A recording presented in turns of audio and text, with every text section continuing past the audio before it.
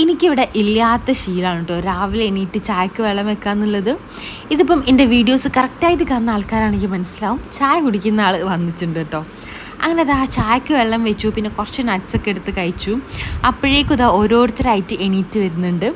ഇപ്പം കുറച്ച് ദിവസമായിട്ട് നമ്മൾ രാവിലത്തെ ബ്രേക്ക്ഫാസ്റ്റ് എന്ന് പറയുന്നത് പൊരിച്ചപത്തിരിയാണ് കേട്ടോ. ഇവിടെ എനിക്കും മക്കൾക്കും രാവിലെ പൊരിച്ചപത്തിരിയും പഴംപൊരിയൊക്കെ കഴിക്കാൻ ഭയങ്കര ഇഷ്ടമാണ്. അത് നല്ല ക്രിസ്പി ആയിട്ടുള്ള പൊരിച്ചപത്തിരി.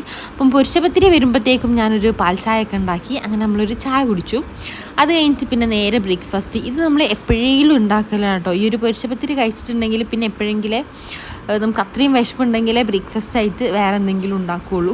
അപ്പം ഇന്നിപ്പം എഗ് മക്രോണി ഉണ്ടാക്കാമെന്ന് വിചാരിച്ചു. അങ്ങനെ ഉള്ളിയും തക്കാളിയും ഒക്കെ വഴറ്റി മുട്ടയിട്ട് മക്രോണി വേവിച്ച മക്രോണിയും കൂടി ഇട്ടിട്ട് നല്ലപോലെ മിക്സ് ചെയ്തിട്ട് കുറച്ച് നേരം അടിച്ചു വെച്ച് കഴിഞ്ഞാൽ നല്ല അടിപൊളി മക്രോണി റെഡിയാവും. അപ്പോഴേക്കും ഉച്ചക്കത്തേക്കുള്ള സാധനങ്ങളും കൂടി വാങ്ങി വന്നിട്ടുണ്ട്. ഇനി വേഗം പോയിട്ട് ബ്രേക്ക്ഫാസ്റ്റ് കഴിക്കട്ടെ.